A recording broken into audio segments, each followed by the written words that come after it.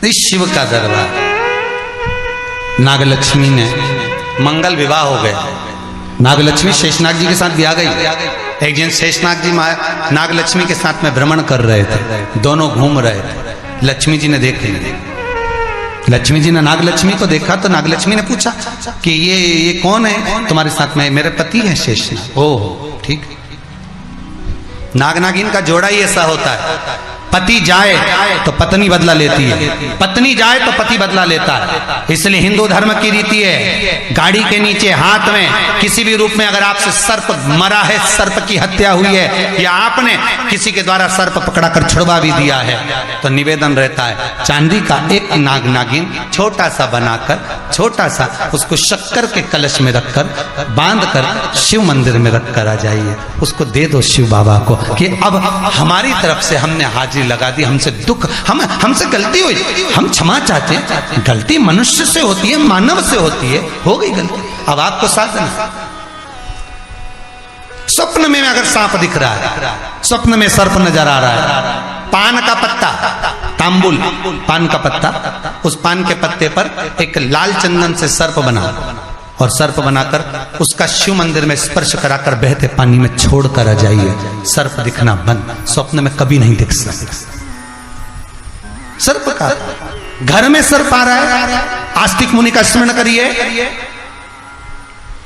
5 लौंग, एक नाग नागिन का जोड़ा छोटा सा, किसी भी स्थान पर ईशान कोण के अंतर्गत उसको थोड़ा सा खड्डा खोदकर 5 लौंग के साथ नाग नागिन के जोड़े को दबा दीजिए, मिट्टी डाल दीजिए। घर में जब नाग नागिन का जोड़ा आप दबाएं तब आस्तिक मुनि का नाम लेकर दबाएं, मां मनसा का नाम लेकर दबाएं,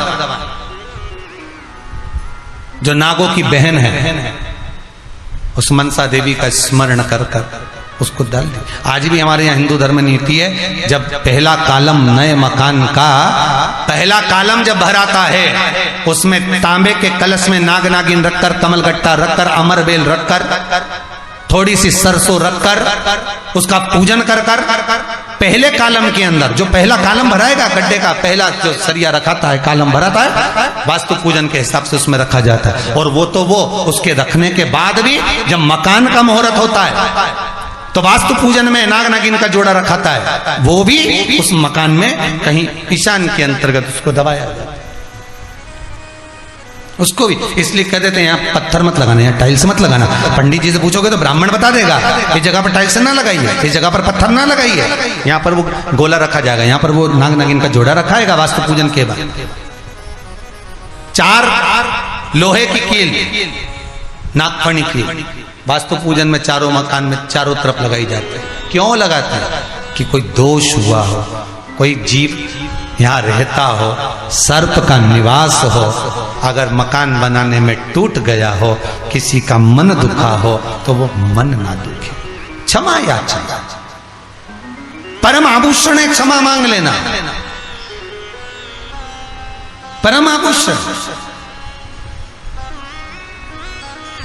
गलती करो तो क्षमा मांगने में देरी ना करो, हो गई गलती हो क्षमा है, हम क्षमा मांगो। हे शंकर, हे शंभु, हे त्रिकालदर्शी, हे कैलाशी, हे अविनाशी, क्षमा कर दो, गलती हो। तेरा ही दिया मैंने खाया पिया है, तेरा शुक्रिया, तेरा शुक्रिया। मुझे भोले बाबा ने बहुत दे दिया है, तेरा शुक्रिया, तेरा शुक्रिया। ये तेरी कृपा है, ये तेरी उदारता है, तेरे बल पर मिला जो मिला, बड़ी कृपा है। बस भाव वही, मेरे भोले तेरा सहारा है, मेरी नैया का तू किनारा, संसार सागर में तूने जन्म तो दे दिया, तूने पैदा भी कर दिया, इस मनुष्य की देह को भी दे दिया, पर शंकर सहारा तेरा ही है, तेरा ही। दारुक नाम के राक्षस को मारने के लिए भगवान शिव यहां प्रकट है, नागेश्वर के रूप में प्रकट होकर भगवान ने दारुक नाम का राक्षस का संहार कर।